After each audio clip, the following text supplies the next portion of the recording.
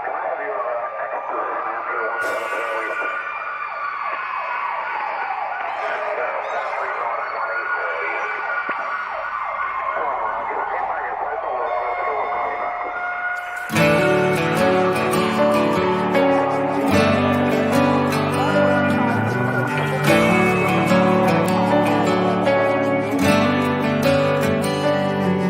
was a dark and stormy night, nor'easter rolling in. It's a long 12 hours, the power's out again. I pray for inner strength and that we don't lose no lives. Just another day in the first responders' eyes. Half a cup of coffee's gone, the first run comes in. A car slid off the road, there's a family trapped within. My heart beats like a hammer, I can barely catch my breath. I'm thinking the worst and hoping for the best. Yeah, we ain't superheroes, we're just ordinary people trying to make a difference, and the first on every scene. It's a heavy, heavy burden to carry all this burden when you can't unsee the things you've seen. It keeps going on. When those sirens are gone.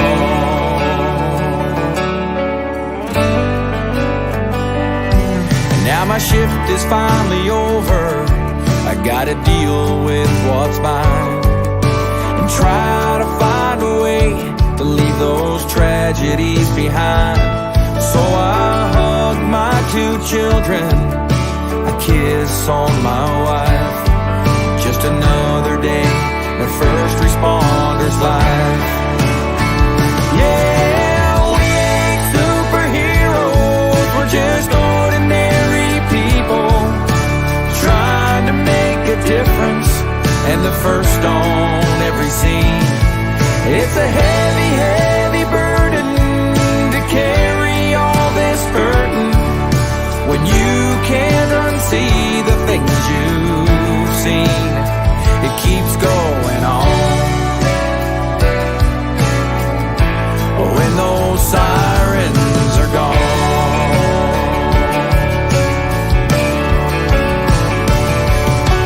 Flashing lights fill the air, broken bodies everywhere. Another bad dream is stealing my sleep.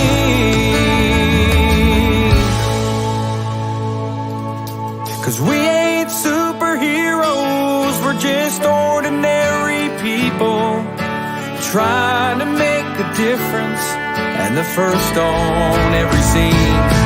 And it's a heavy, heavy burden to carry all this hurting when you can't unsee the things you've seen.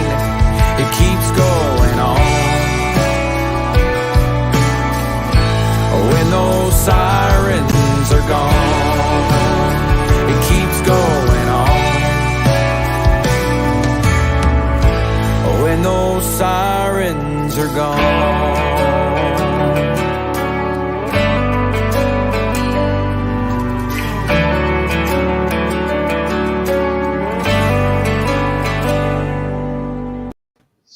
Hey, welcome to the award-winning Mad Radio Show. We are John and Sam, and we are the First Responder Network. We have an amazing show today, and you know that song, Sam, that gets me every time. It really fills me up, and it's a powerful song written by a Canadian firefighter that really touched the hearts of so many through his words. And today, man, I am so happy to have on our show someone who touches first responders in a different way. Want to tell us how? Yeah, I don't know if he touches first responders in a different way, but he definitely has a unique outlet. Let's just say. I don't know. That was from a movie. I'm trying to be funny, like remember when I think it was a Jack Black movie when he says, I have touched your kids in so many ways. Well, Yes. freak out. Yes. So, yeah. So I don't know if we wanted to open the show that way, but hey, everybody, welcome. In the comedy field, it didn't land. It didn't land, Sam. It was crickets. I should have been like, creak, creak, creak. Yeah.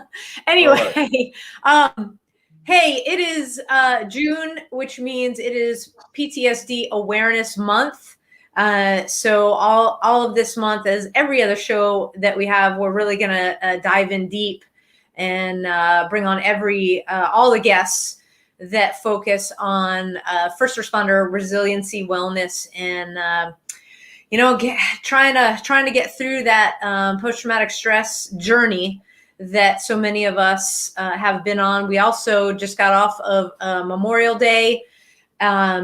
Carry the Load, amazing event here in Dallas, benefiting our military, our veterans, our law enforcement community, and first responders. And I want to give a huge shout out to DPD, Dallas Police Department. We're there, the bike unit, and not the motorcycle bike, the bicycle bike. And it was so awesome. They're there every year. And of course, their downpour happened, as it always does. It's clockwork. It rains on us. And it was like no factor. So it was such a pleasure to meet with them and be able to talk as the rain poured down and everybody was seeking shelter for a little bit. And, one of the groups was there, and I remember touring their facility, which is local here. And one of the things that I noticed that they had was a lot of artwork on their walls. And some of it was artwork performed as part of art therapy. Okay. So actually first responders and veterans that painted, and then they hung some of the works on the wall, and some were photographs. And when you and I came across our guests' work, to say that it viscerally connected with us is an understatement.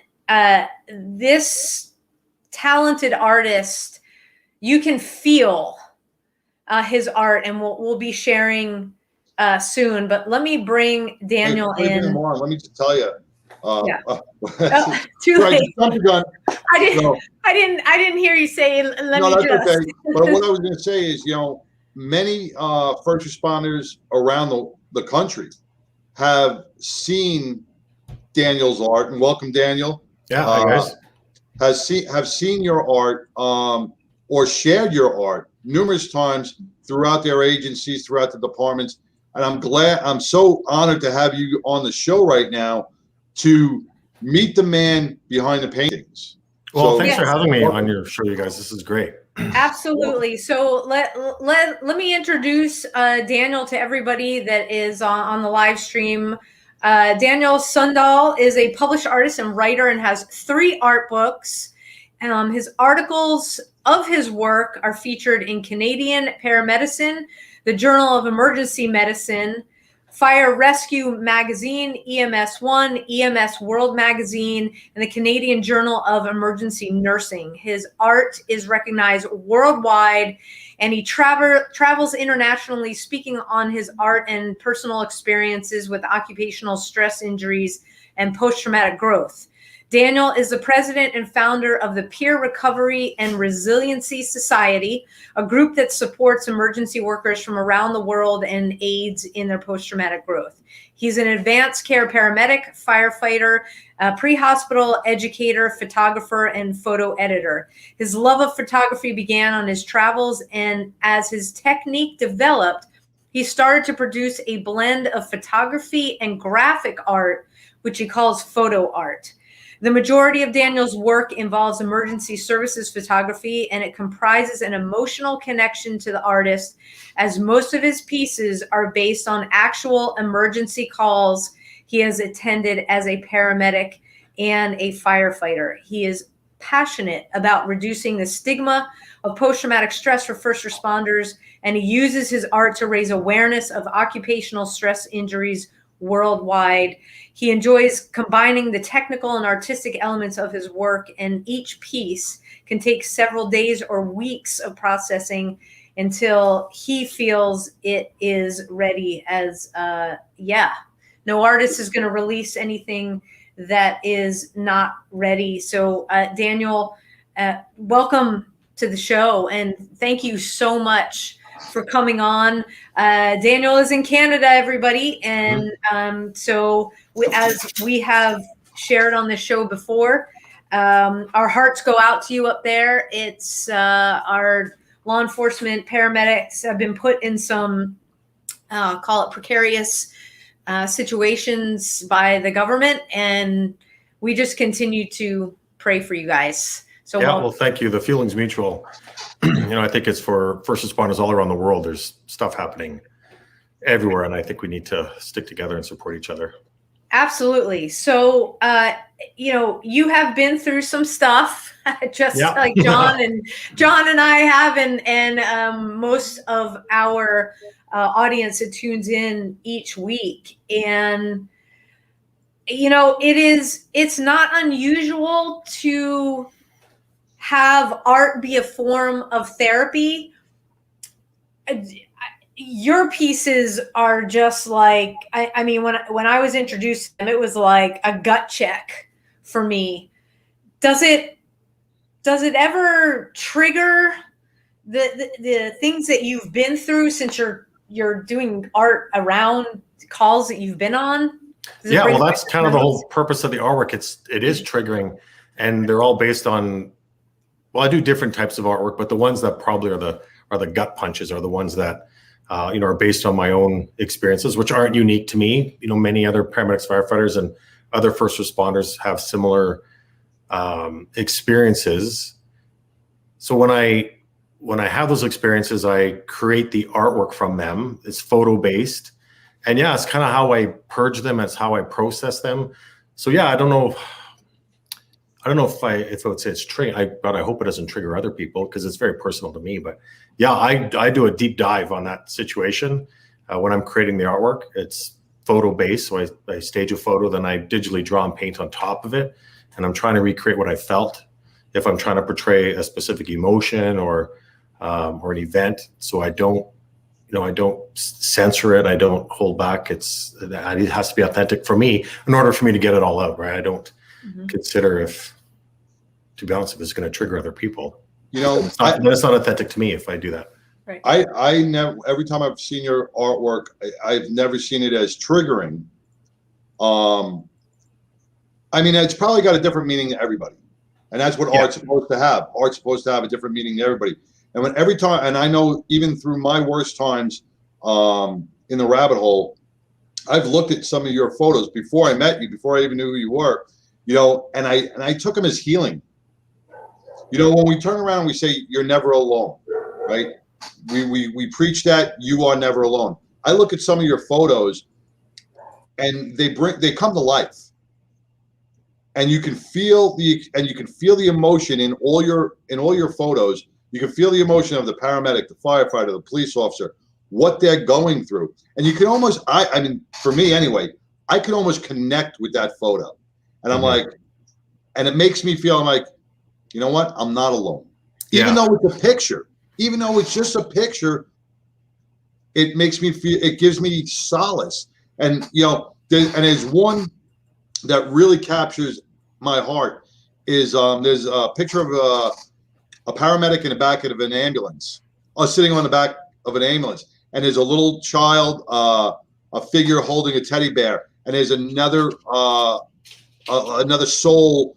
I forgot what, a gunshot, but there's souls all around him, and it hit me like, man, this is what paramedics see. This is what firefighters see every day. I can connect. I think, and like they're very personal to me. So if you feel that you're not alone, imagine how I feel when a million people react to it and connect to it. Like that really makes me feel that, hey, I'm not, like, this is an authentic thing for me. And when I first started creating this artwork, I didn't know how people were going to react. I didn't know how people were going to take it. And I was a bit nervous, to be honest. But what I didn't realize that each person is going to take their own experiences. They're going to look at it. It's going to mean something different for everybody. Right. And I think for the people that it does trigger, maybe they're not regulating. Maybe they should, if that is the case, then, they should investigate that. If that really connects with them, that maybe they should be doing something, right? If something like a photo is triggering, and you said it straight out, maybe that's a sign that you need some more healing. You need your coping mechanisms to be placed in check a little bit. Maybe. It's like looking at the Mona Lisa and saying, she's got a shitty smile. Or what? She reminds me of my ex-wife. Man, that bitch, whatever. But so everybody's gonna have a different thing. We have just taken art to a whole level. Well, that's what art's about. That's what art is about. Right. Yes, it is. It is very individual. That's your comedy, and that one would score from stage. I'm just saying. Yeah. But that's the that's what I love about art, and I wish I could draw anything but a stick figure, but it really puts stuff into perspective for each individual, and I love what you created. How did you get into art? Have you always been into art as a kid, and it just was a natural thing, and one day you were just like, I got to do this? No, I kind of started off as photography, so I was doing pictures and taking pictures of my dogs and pictures of, landscapes and that kind of stuff, and kind of applying that painterly effect over the photo. And then part of my therapy after I developed these traumatic injuries, these mental traumatic injuries, is when I kind of decided to apply that photography style to processing and purging these memories out of my head.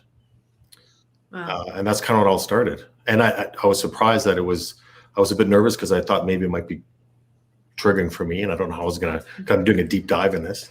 But yeah, it was very cathartic for me. I was able to purge this out of my head and capture it into this one-dimensional picture. It was great. So.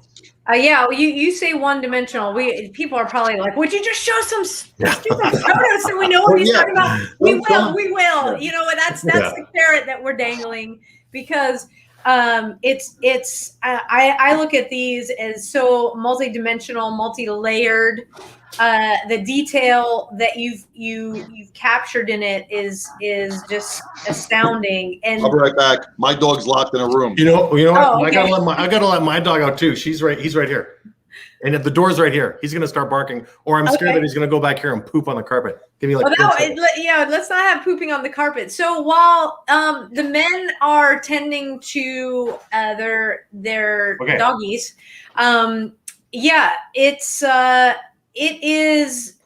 Do you use your art as part of the Peer Recovery and Resiliency Society? Like, did that all come at once, or did you go into the art and then decide, hey, I have got to go one step further and form something that really is talking about post-traumatic growth? Yeah, it started all off very personal, like creating the artwork. I never intended to share it with anybody. That wasn't my intent to do that, but it just kind of grew into this huge community that, I started to get asked to travel and exhibit my artwork, which I did.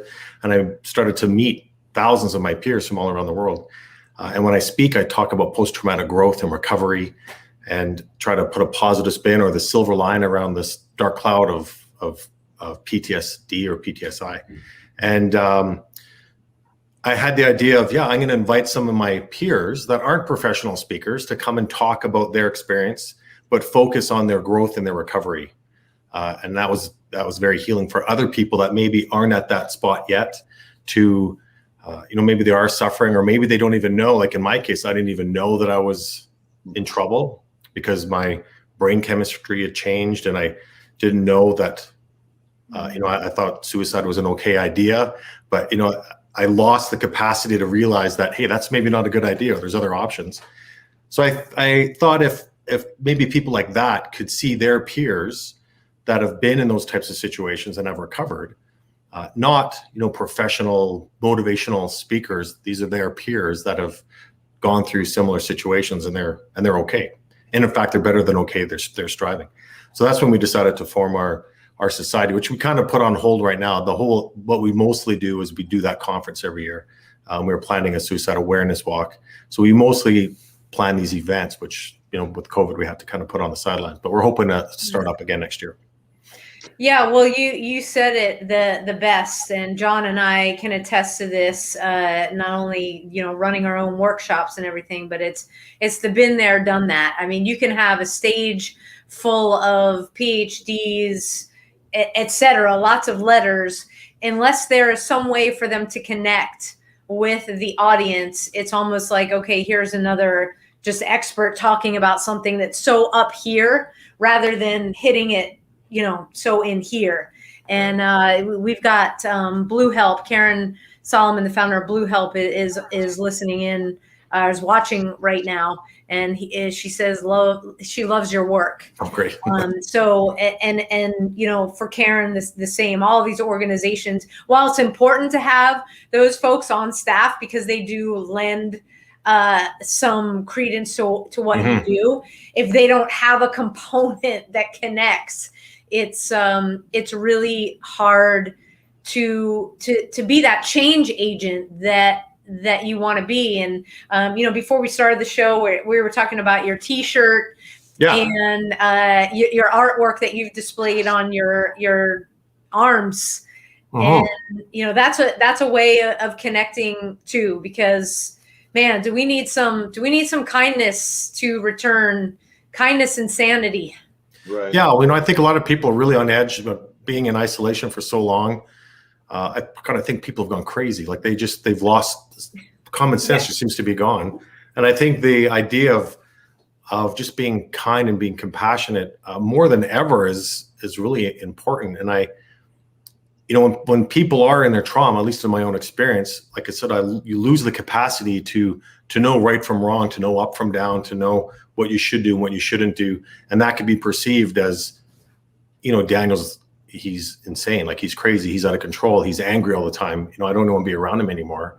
But maybe that's not the case. Maybe, you need to reach out and just be nice, be kind, be compassionate, or even say, hey, I've noticed the last couple of days or last week, you've been acting a little bit differently. What's up? And then of course they'll say, no, I'm fine. No, this is what I've noticed. If you feel comfortable doing that with somebody. Right. And even if they don't say anything, then they'll at least know that the fact that someone's watching out for them, might, pull them out of there. Sometimes it takes one or two talkings before somebody may open up to you, and you may get the I'm fine once, you may get the I'm fine twice, but then takes certain people take a little time to get it, get that comfort zone going. Yeah. And that's part of smashing the stigma, John. Right. We talked about this the other day, is that when you have, when you're a veteran, firefighter, EMT like you are, and you go out of your way to ask somebody, maybe it's a particularly tough call that was there with you, to say, hey, how you doing after that one? That was tough. That not only you show that you're human to that other person, but that you do actually care, and that spurs hopefully a conversation. But yeah, what I see on that too is a lot of people don't know how to respond yet because it hasn't been integrated into their brain. So when someone comes up to them and asks, how you feeling? The natural reaction is, I'm fine. Yeah, I'm good. They don't know how to react yet. Law enforcement and first responders don't know how to react to that. Well, it really bothered me. They don't know how to. Maybe later on at the firehouse, or maybe later on during the precinct, say, "Hey, brother, thanks for asking how it was. That was a little tough." It's got to soak in. It's got to soak in. And sometimes when you hit them with, "Hey, how?" Especially hit them at the scene and say, "Hey, that was a pretty tough one. How you feeling?" Usually they're still amped up. They're gonna be like, "I'm okay. I'm fine," and let it go. So you got to kind of ease into that. Always ask 100%, but sometimes you may not get an answer that quick. Yeah, and you probably won't. And right. The reverse can happen too. Like if let's say you went on a call and you feel that it really affected you, and then you want to talk to your supervisor and say, hey, that really kind of kicked me in the guts. I'm not quite sure what to do. a lot of times they don't know what to do with that either, right? They're like, oh, that's too bad. I hope you feel better, right? Because they don't. A lot of places don't have the training. They don't know how to recognize things or what to do. It's like, oh, well, now we're both uncomfortable. What do I say? What do I do? I'm glad you said that, because it's a perfect segue into what I want to bring up. Our last workshop, we had an officer who had a cousin in the mounted unit, the Canadian Mounted Police, and he actually asked for us if we could ever come to Canada and give our workshop. Though I don't know much about it. Maybe Sam doesn't know, and we're not, first responders in Canada. But what are the programs like in Canada? Is there a peer support within the departments? Are they building up? What's the departments in the cities looking at when you start talking about post-traumatic stress? Well, it really varies depending on what department you're talking about. We don't have a national mental health program. We have Canadian Mental Health Commission. We have a lot of national mental health programs, but nothing really specific to first responders. And for each individual department, like RCMP, they have a different program. Police departments, individual fire departments really have individual programs. Some are really good and some aren't so good. So it really, really varies on what your department you're working in and where you're from. Big thing the one thing that me and Sam have always talked about, we hate that word varies, because varies means whatever my budget can afford, So, and you hit the nail on the head with national. We should have a national, criteria for mental health for our first responders. That's what we should have something across, the nation. I think that will come over time. Like, you think it's still pretty. I started doing my artwork first, and I think the first one was 2014, 2015, and nobody spoke about this type of stuff, or very few people did. It certainly wasn't as mainstream as it is now. So I think we've come a long way since then. Oh, yeah. Right? And I think there's a long way to go still. But, I think what's going to happen, because I've seen it in other parts of the world where, if a firefighter or a police officer, takes their life, then that department's going to have to show that they supported the mental health of that firefighter or police officer or paramedic in some way. And if they don't, then they're going to be liable. And they do that in places of Australia where, because our rates are so much higher, that there's got to be some type of program where we need to be protected in some way. Just like, if I was in a fire and I don't know, if I cut my leg on a saw or something, then that's going to be an investigation, and the department's going to have to show, he received the proper training. He did the proper safety training on that. It was an accident for this. So there's an investigation for that. And I think there should be an investigation for when first responders take their lives, as to, what caused it. And the purpose of that isn't to cause blame, because not everyone knows the proper things to do. We're still figuring that out. But in order to prevent the next one. So instead of, thoughts and prayers, and then that's it, okay, what happened? Let's do a deep dive. Oh, this guy did, this firefighter was on 4 pediatric suicides in the last week. Why didn't that raise a red flag? Maybe let's introduce a program where, this police officer went to, 5 really bad calls in the last month. Someone should be watching that. If that happens, then let's connect with this person and check in with them. Like, that's not hard to do, right? Yeah, manpower issue. It's not hard to do. We talk about it all the time, but apparently it's harder in some states than others. There are a few states that have made post-traumatic stress part of their workman's comp. So, your analogy of cutting your leg on the job, finding out what happened, and then getting treatment and having it pay for it. In some states, it's starting to happen, but there's a lot more to do. I want to jump into sharing some of your art and stories behind it, folks. The comment stream is open. So if you have any questions, comments, go ahead and post them. I'll see them. and we can go from there. So I'm going to screen share here. Wait, and I just go let my dog in real quick. Yeah, sure. I was like, I thought that might have been your dog, not John's dog, because we're professionals at knowing the barks. Yeah, I didn't have to lock my dogs up. I had to unlock my dogs. They got stuck in my back bedroom, and they were jumping on the door to try to get out. Oh, okay. Yes, we were just saying we know the barking. Yeah, sorry. He knows my dogs. I know his dogs, and I was like, that's not John's dog. I know he's just gonna bark forever and ever. Now. So let me screen share here.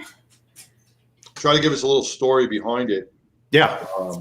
Each one has a story behind it. If you don't mind. Okay. Now, Sam, you're not going to be able to see the pictures, right? Well, I can't see the screen, so it'll just be delayed on my side, because I'm watching on YouTube from another screen. So I can see us on the screen, and now I can see the piece of art. So just to let everybody know, this is the first piece of art that somebody sent to me of yours, and I was like, holy crap. I get this like there is no tomorrow. I so understand this. Yep. Yeah, this is called Torn, and this was with some friends of mine from Las Vegas. So these are Las Vegas firefighters and nurses and police officers and paramedics. A lot of them were involved in the shooting there. And the idea of this, it's funny, people interpret it a little bit differently. They think that, the nurse and the firefighter are pulling a different direction than the paramedic and the police officer, but they're all pulling the same way. And the idea is that, but based on your experiences, that may be how you interpret it, right? Based on your own experiences and relationships with your peers. But the idea of this is the paramedic, he's a flight medic in the middle. His face is totally cold and vacant because he's been completely depleted and he doesn't care which way he goes. He's lost the capacity to fight for himself. He has no more energy. So he doesn't care which way he goes. So the devil wants to take him, the devil again being trauma. But this represents his peers fighting for him. So the idea of this is that our peers, we need to support each other because sometimes we lose the capacity to support ourselves because we can only keep that energy up so long before we start to decide that, hey, taking my life might be a good idea, so I don't even have to feel anything anymore. That's the only solution that I feel is left. So that's kind of the purpose of this picture. Yeah, and a lot of people connect with this one. Yeah, and I see the and you hit it with the flight medic in the middle. He's totally drawn, but you've captured on the faces of the nurse and the firefighter and the law enforcement officers, the struggle that they're pulling him back. They want to save him. They have that. Yeah. They have that in it. You've captured the struggle. You really have. Mm-hmm. Yeah. So like their look on their faces, they're fighting for his life. For him. Whereas he doesn't care. Yeah. And that's how it is often. We hear of emergency workers who take their lives and we're always shocked and surprised that we didn't know that they were even struggling because we get so good at hiding it. We don't show that to people. And, this kind of represents, even when you're at that point, your family, your coworkers, your friends, they would rather fight for you and help you and get a phone call at 4:00 in the morning than attend your funeral. I guarantee that. Right. So absolutely. That's kind of the idea of this picture. Absolutely. All right, let's go on to this next one. The detail in this, right down to the reflection in the helicopter. I'm looking at the windows. I'm looking at the nose of the chopper. I'm like, wow. Yeah, this is in Australia. This is an Australian police helicopter. So, but remember, all my work it's photo based. So when people look at it, they don't know if it's a photograph or they don't know if it's a painting. Painting. Right. And they look at it like, well, that's too detailed to be a painting. I'm like, well, it can't be a photograph because there's a devil here, right? Right. So they don't, which is kind of what I want. But yeah, this one, when I toured Australia, hello to all my Australian friends that are watching. Yes. A couple years ago, and yeah, I was really lucky. I had a great host there that took me into a lot of different places with police, fire, and EMS all through Victoria, And we went to the airport here, and the police helicopter was very close to the flight helicopter there as well. So I was able to go on the whole thing and visit everybody. It was great. I have another picture of the crew that was actually on this helicopter. I did a portrait of them next to it. But yeah, it's a super cool looking helicopter. What I like about it is you captured the bend in the blades. Mm-hmm. Mm-hmm. You know, that whenever you walk up to a helicopter, you can see the bend in the blades, and you captured it, and it's amazing. You know what I thought when I was creating this? What was that TV show? It was something about a helicopter. Like this is going way back. This is going back, I think, in the 80s. Something Wolf. Yes, I was just going to say something Wolf. Airwolf. Yeah, right. Airwolf. So yeah, a lot of people are probably going to remember that. That's like 80s, right? Probably 80s. Yeah, late 80s. But I love that show. It was really cool. That helicopter was so badass. So when I saw this and I was walking up toward it, that's what I thought of. I'm like, man, that is a really cool looking. That is. And that's I think we just camera. dated ourselves. Yeah, I know, Yes, right? that is how old we are. Airwolf. Yeah. I'm never going to watch that, because if I watch that show, if I watch reruns, I'm going to realize how horrible it is. Exactly. And right now I'm thinking, yeah, that's a great show. I loved it. I don't want to ruin that for myself. I'm sure I will if I watch it and recognize Keep the moment. All right, let's go to the. Wow, this is powerful. Yeah, this one's pretty heavy duty. Yeah, my stuff is pretty heavy, and because the topic is heavy. This was actually a portrait that I did for a friend of mine. I don't know if I can actually share the details of it, but this is a police officer in his dress uniform, and he did a call involving a little girl that he had to rescue from a horrible situation, and it really affected him. And it's not a unique experience to him. Many people have that experience with children. Pediatric calls for all of us are really memorable and stick with us the most, I think. And this one, what I try to do with a lot of the pictures that I have pediatrics or children in, is I try to show them that the spirit of these kids are comforting or thanking the police officer, the firefighter, the paramedic, the dispatcher, that thanking them for what they did, for their efforts anyways. And for me, that brings me some comfort, right? If I'm, and there's one particular, I don't know if you're going to show it, but it's a firefighter on the back of a fire truck. And there's a little spirit of a little girl with wings, and she's holding the teddy bear. And that was based on a really bad car accident that we went to. The entire family was killed. And it was pretty violent and pretty. Hold on, my dog's barking. Pretty gruesome. Yeah, that's okay. And so for the longest time, I had that image of that little girl in my head in her car seat. And then when I recreated that art piece, then it was her as an angel holding that teddy bear still. So I don't. Wow. After I created that image, I didn't think of her like that, like I actually saw her.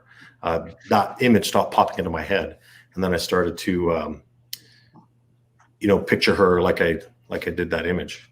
There's like the psychology behind it, I'm sure can be explained, but I essentially purged that reoccurring uninvited memory from my mind, and again trapped it into this recognizable image that I created, essentially controlling how I remembered that. I look at that picture and I see comfort. Mm-hmm. Just me, I see comfort. And the expression on her face, the little girl's face, is you try. I don't know the backstory, but you tried. Yeah. And what I really like, and the little girl that helped me with this picture, she was great. Her name was Georgia. But the way that and I didn't tell them to do that, but the way that she just used, her pinky to grab onto the police officer's index finger, right? So this big manly index finger with this tiny little dainty little girl pinky, like that connection is all it takes, right? And then she's wrapping her wing around him. Yeah, it's I love this picture. I think it's very yeah. I see her healing, saying like, I'm okay, it's okay. Yeah, it's okay. Yeah, it's okay. I'm okay. It's okay. Yeah. Okay, let's go on to this. Oh, gotta love the doggies. Yeah. Yeah, a lot of the topics that I do are pretty heavy, and a lot of the images I do are pretty dark. So any opportunity I get to have a dog in it, and I do dog portraits. I love doing dog portraits. I love painting dogs. I do lots of memorial dog pictures, which is kind of weird, but I love doing that kind of stuff. And I do a lot of canine images. And I did this big photo session. This is with the RCMP, but I did a big photo session with my local police department here in Edmonton, with all their canine unit. And man, that was an amazing photo session I had. And these dogs were like so happy and so well trained. But then I did pictures of them when they were in their attack mode, and I shit my pants. Like, it was terrifying.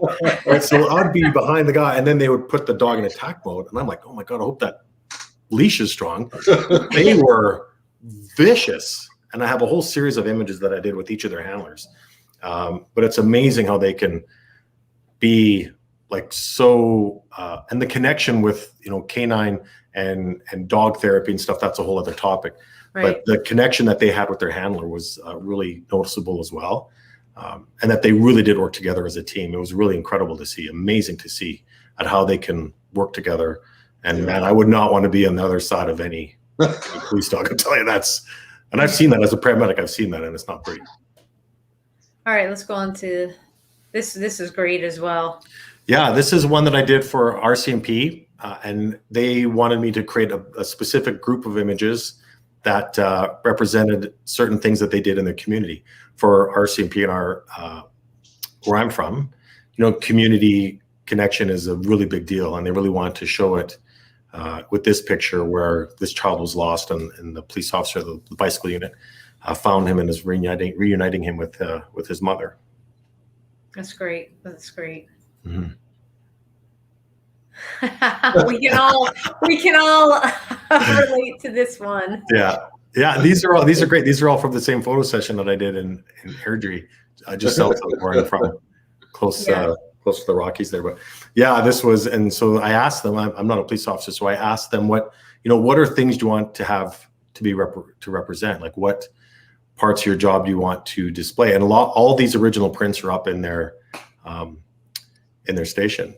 And this is, this guy, they want to have something where this driver's crazy. Like, he hates the police, and he expresses that, and where they need to keep their calm, and they need to be professional and respond to that, but also be ready for potentially an encounter there. So was kind of the idea behind this one. And there's another one in this. I don't know if you're going to show the next one, but there's one that was really, this one, and then there's another one. But yeah, this one kind of hit heavy with a lot of people. And this is another one with kids, based on a situation that they had with this actual member had.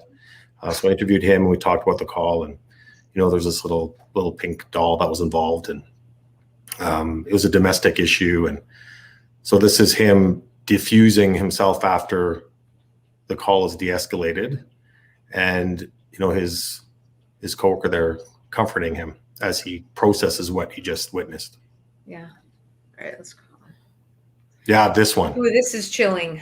Yeah. Yeah, right. So this I think of that whole series, this is probably and it's funny when people look at my images, they dissect them, right? They really, so a lot of other officers, they would look at this and they would attach their protocols, and they're like, oh, you wouldn't do this in this case, you wouldn't do this in that case. But that's not the point of the picture, right? The point is to express the potential hidden danger in any situation.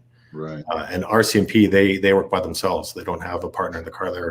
They're alone. So they'll come up at a simple traffic stop, and it could be lethal for them. And you never know. You never know. Like getting back to the other picture, when you say people depict it, that one picture where you have the other angry driver, this one, I could see certain narratives in our community, in our nation today, going, why does that officer have his hand on his gun? Yeah. And it's for protection. And, this is what officers have to go through. He is actually, people don't see it, but that driver is an actual threat right now, because it's like that barking dog. You know, when that dog goes into attack mode, right? You see a dog in attack mode, it's a threat. That face shows me he's a threat right now. Mm-hmm. He's aggressive. Yeah. You know, but I could see that. I could see that getting a lot of, well, why does that cop have his hand on his gun? Yeah. You know, because that's how we approach vehicles. Right. No, Yeah. Listen, I'm agreeing with it. Yeah. I'm just saying current narrative. Mm-hmm. Yeah. Current narrative. For sure. Yeah, and like I said, I'm not a police officer, so I haven't been in those situations. So I really, when I do these specific photo sessions for law enforcement, I really have to get inside their head because I really want to express what the emotions they're having and their events that they're having accurately for them. Right? It's more difficult for me to do because I'm not an officer myself. It's but easy. Have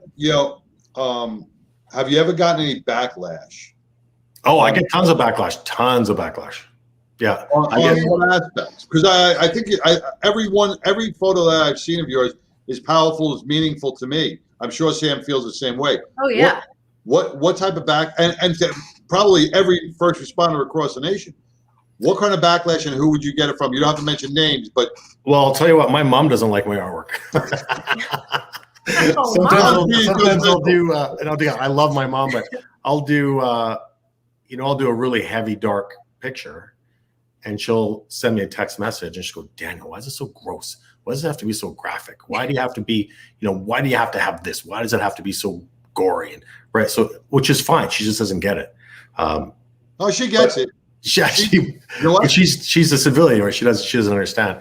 But yeah, often like from other, doesn't want to see those dark thoughts in your mind. Yeah, right. So, and don't get me wrong, I love my mom. She's great. She's here's your another the attack dog. And when I first saw this, I was like, yeah, go doggy. Yeah. And then right up in the upper, I don't know if my mouth shows up on the screen, but you can see the guy running, with a knife in his hand. Mm-hmm.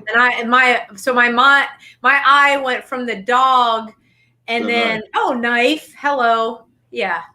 Yeah. If I would have done this picture again, I would have put some blood on the knife. Not to make it more gratuitous, but because it's based on an actual event and what actually happened. Right. So, I would have made it a little bit more thought-provoking that way. Now, this is a picture. It's a portrait, right? Yeah. It's a photo, yeah. Yeah, it was a photo, and then I digitally painted on top of it is what I did.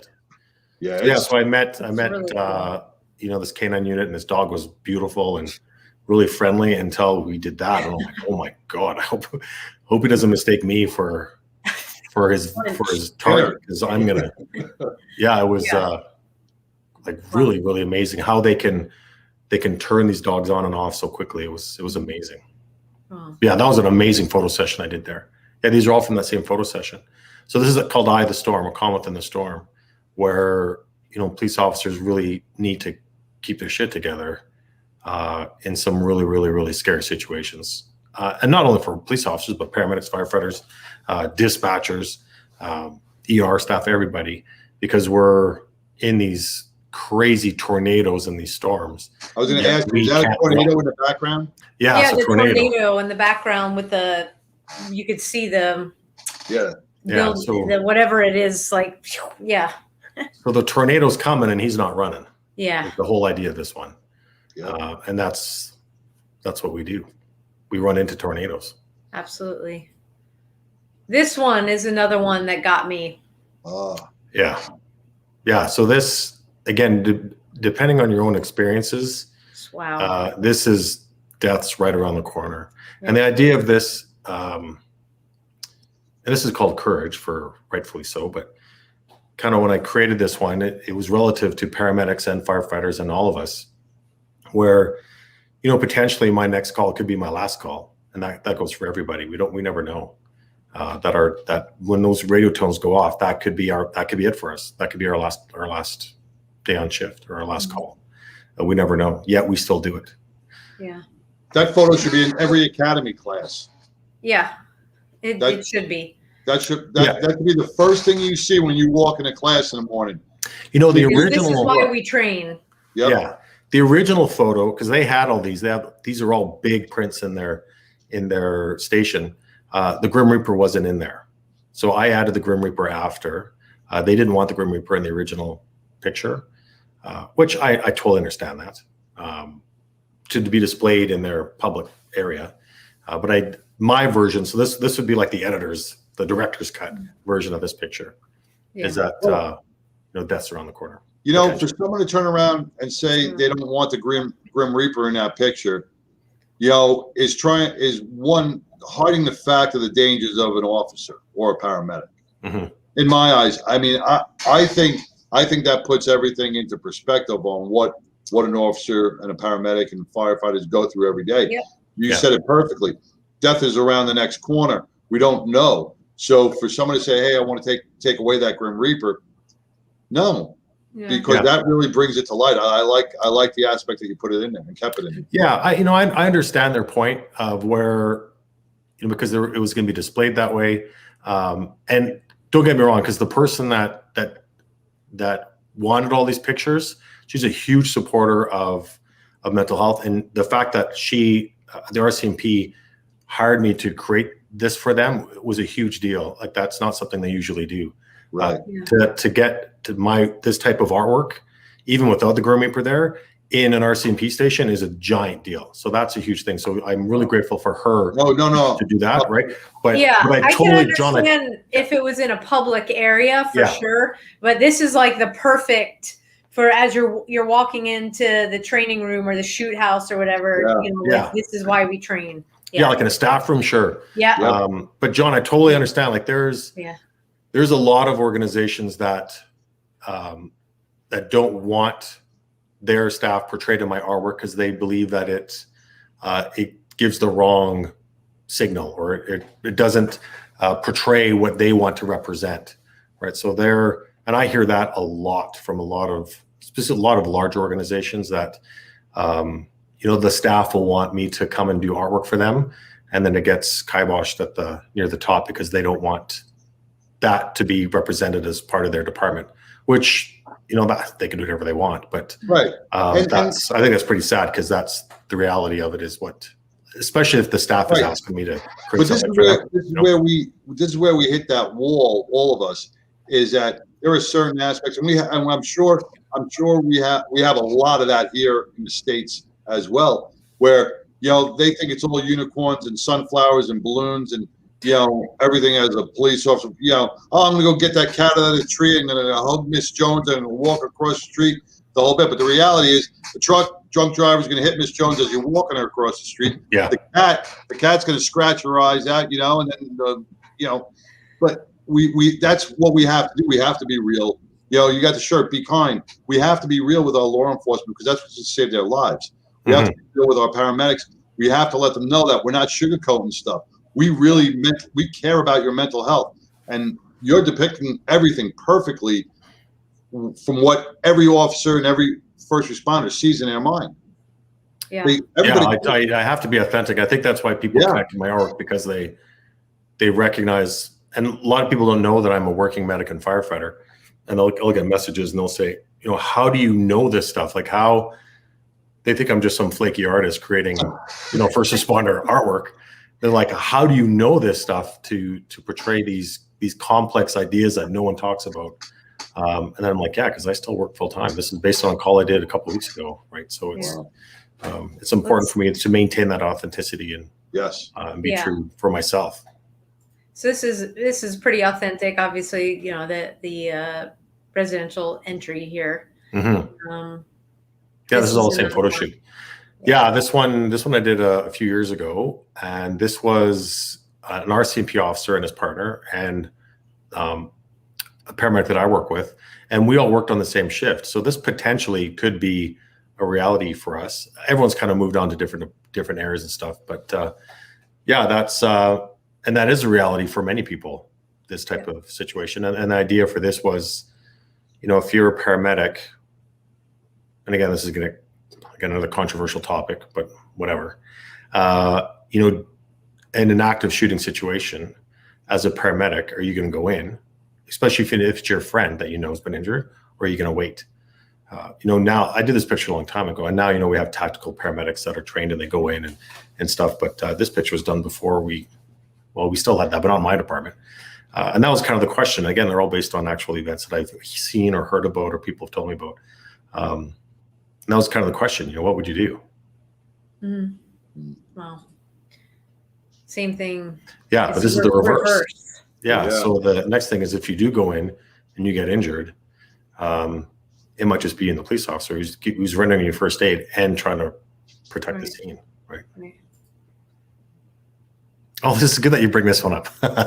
People don't usually talk about this one. This is when I was in England a couple of years ago and I saw this dude standing there, and I took his picture, and I just thought he just looked so stoic. It looked great. And there's another one from England. I don't know if you have the other one from this trip, but yeah, there it is. And this guy, I love this guy. He looks like your granddad. Yeah. Right. But look what he's got. He's like I was intimidated to even ask him if I could take a picture. And he said, yeah, sure. I'm like, great. Don't tell your boss because they're probably going to say I can't do anything with it. Right? So I did it. I painted it up, and I love that portrait of that officer. I was right in London. It's fantastic. Yeah. And there we go. Yeah, you have a lot of dogs that I just absolutely love. I love so this was from the Edmonton Police Department photo session I mentioned earlier with the canine unit. And so I did pictures of the dogs individually, which were great, beautiful dogs. And then I did a portrait of the dog with the officer. And then I did another picture of them in attack mode. I don't know if it's called attack mode, but so yeah, that was a great photo session. But I think there was probably 14 dogs. That looks like the dog's going pee break. Yeah. Well, it's so right down to the mud. He's got mud on his paws, so I think he's like, I did what I needed to do, now give me my toy. Yeah, and nobody loved that photo session more than the dogs did. They loved it. Like they were so happy to be involved in this photo session and to be working with their handlers. It was great. But the funny thing is, and I have a big giant group portrait of all 14 dogs, but I had to splice it together because they could only have 3 or 4 dogs out at a time. Because if they had more than 3 dogs at a time, they would attack each other. Right. Oh, geez. Yeah. Okay. So I had to do only 1 dog at a time this way. And then did the big group portrait. We'd position the individual dogs and then place it all together. But who knew so this is one that more than 3 doggies would turn into this? Yeah. Right. So this is one of those pictures I was telling you about. Like, so I'm there, and the guy in the suit is right behind me. I'm thinking this dog's going to go right over me. Like, I hope this is going to work, but. Yeah, it was. So you're in front of that dog right now. I'm right in front of that dog. Yeah, and the guy in the suit has his arm right over my camera, and I'm thinking, man, if that leash breaks, I'm gonna which way am I gonna go? Because yeah. This dog's I'm feeling you on that one. Yeah, but the dog just before that was so calm and happy, loving to be there, and then they just say the command word, and I'm like, oh my god, it was incredible. Wow. Yeah, it's really, really impressive. Really, really impressive. Yeah, this picture, again, for RCMP, I love, for the RCMP, I'm very proud Canadian, and I'm proud of our RCMP. I'm proud of our, the uniform that they have. It's very globally recognized, and it works great for photography. So the big round Stetson and the, the blood red jackets with the yellow stripe. Yeah, this was great. This is one of my favorite and most popular police. There's no gore, there's no blood in it, there's no situation in it. But this officer's, it's just deep in thought, right? Just thinking of in their uniform. Being very professional. So in the interest of time, I'm gonna stop sharing here and come back to this screen. So let me come back here. All right. So there, the photos, the art goes on and on. If people want to look at your work, is it dansunphotos.com? I'm going to type it in okay. Yeah, dansunphotos.com. But, if you even just Google Dansun, D-A-N-S-U-N, which is the first 3 letters of my first and last name, and just do Dansun and then do Google and then do images, my images will pop up all over. Now these images are available as we were scrolling. You could see, purchase. So if anyone wants to purchase, they can click on that and they can purchase right from my webpage. Even though I'm from Canada, if you purchase stuff from my webpage, it all gets printed in California. And I have a couple art books available as well. And the sales from the art books I use to help fund and support what we do with the conferences that we do with the Peer Recovery Resiliency Society, because that's pretty expensive to put on. And so we use the money from the books to do that. And the books are great because the books they're big coffee table books, and they're proper resolution, proper color.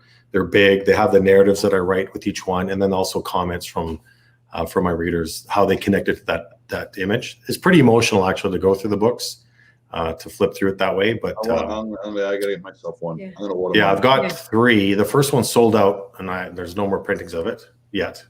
So yeah, chapter 2, chapter 3 is available. Wow. Available on my website. Huh? So, on my Available website. on your website. Yeah. Yeah. It's incredible. Well, I mean, we can't thank you enough. We could go a whole nother hour because we didn't even get into the whole thing about post-traumatic growth, what you teach at the Peer Recovery Resiliency Society conferences that you put up. Maybe you'll come back. Yeah, I'd love that. Onto the show, and we'll have you back to talk more about it. And we always ask at the end of the show, what's your message to our first responder community out there? Just be kind to each other, be compassionate. That event that happened in California yesterday at that fire station, just really stuck with me. I did a post on that today.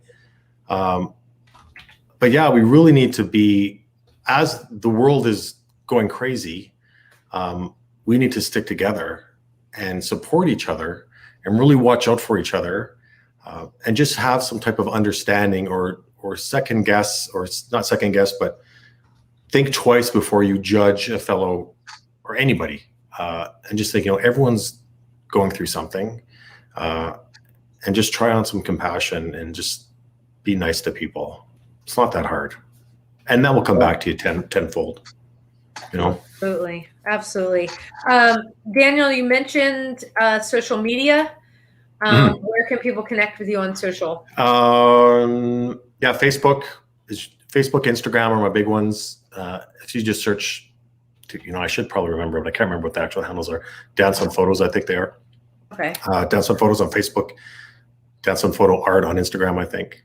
And then I'm on Twitter and LinkedIn as well. And that's usually where I post stuff first. And I try to post something every day. I try to put something up there, because I haven't done a lot of photo sessions in the last year. I'm kind of redoing some old stock pictures and stuff I haven't shared before, and redoing a lot of the old ones. But hopefully soon we're going to be able to, we're still pretty locked down here in Canada.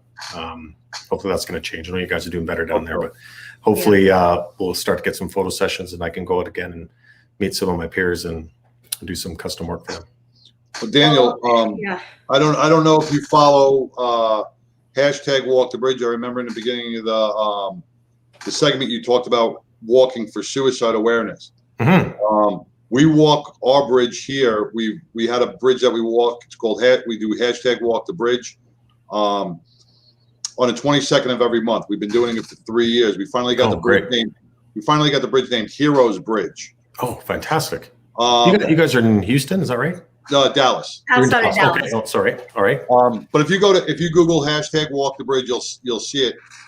And something that may interest you is we just unveiled for the first in the nation, actually first globally ever, we're going to be building a park. It's going to be called Heroes Bridge Memorial Park, and it's dedicated solely to suicide prevention. It will honor those who took their lives as suicide, and a place for the families to connect. That's great. Now in September, we're hosting a gala. All right, Blue Help, I'm sure, Karen was on. If in September you guys are off lockdown, I would love for you to come and be our personal guest at that gala and share. Oh, I'd love that. So that's September, great. let's keep in touch. We would love for you to be here and be a part of this whole thing.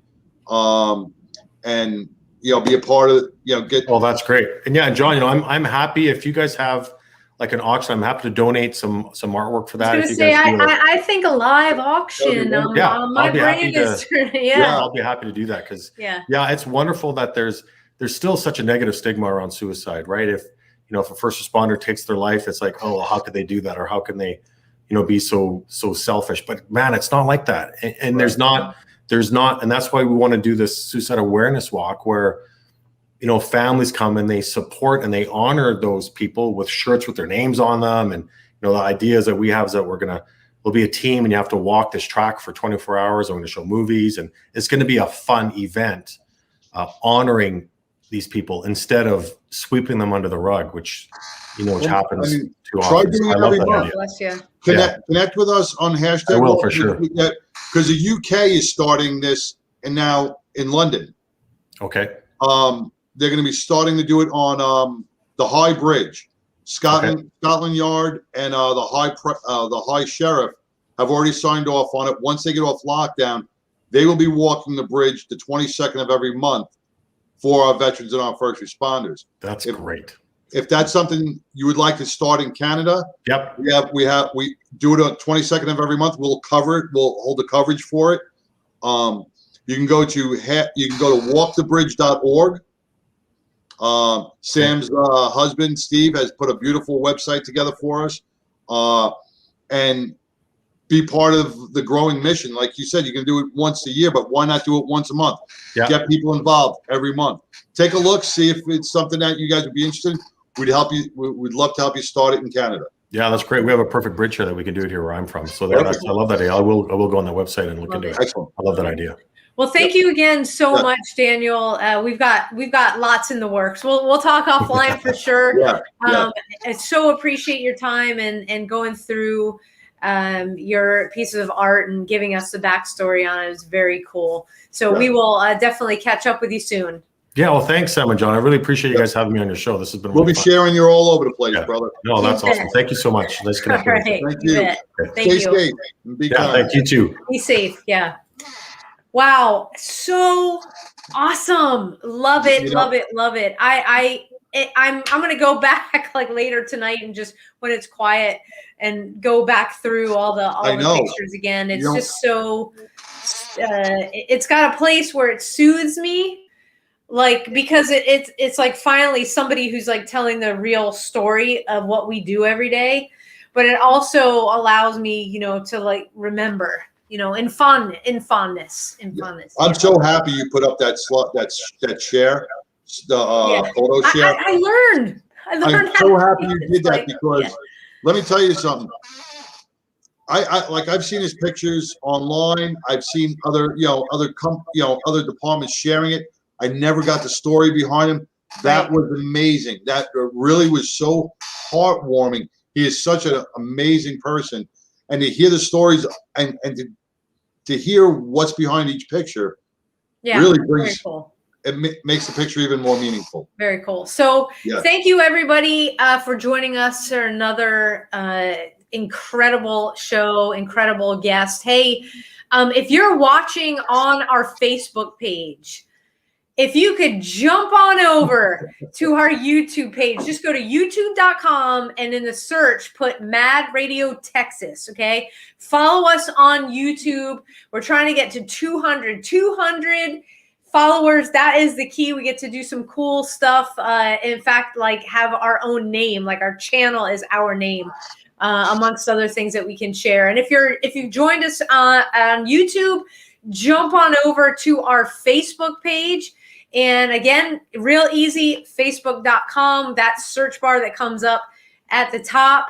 You can search Mad Radio or type in Making a Difference TX, and you will find us. The replay will be on both our YouTube channel and Facebook, so catch it there. And all of the ways to support Mad Radio, to support a badge of honor, and the workshops that we spoke about, you can go on to abadgeofhonor.com and you can click on the top. You'll see donate/Mad Radio. Guys, every penny, literally every penny helps. helps us continue to bring on amazing guests and continue to do the workshops that we do for our first responders. And John, you know, we are in a perpetual state of unknowingness when it comes to first responders, what's going to happen. Daniel mentioned the shooting in California. It's just every day it seems to be something, and every day we pray, we think about our first responders. To all of you here that protect us on the home front, thank you so much for what you do, and for everybody, all of our military who protect us overseas, that have fought since the beginning of time for the freedom for us to do what we do each week here on Mad Radio, and talk about the hard stuff and share the hard stuff. We love you. John, take us home. You know, I got to say, Sam, the last 3 weeks have been the most powerful shows so far. And that's only because I can only remember 3 weeks, but probably more than that. But with Randy Sutton, who, if you shoot over to Randy Sutton's page, they are having the Blue Line Ball in Las Vegas.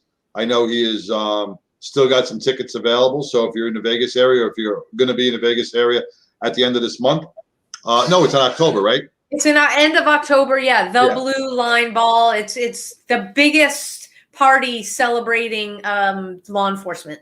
Right. So head over to Lieutenant Sutton's page, and you can purchase your tickets there. We had Sarah and Jim on last week. Still struggling. So if anybody could help those guys out, pass some, the struggles that they're going through, help them out. If you have any information that may help them fight their battle, check them out on Facebook. And now with Daniel was amazing.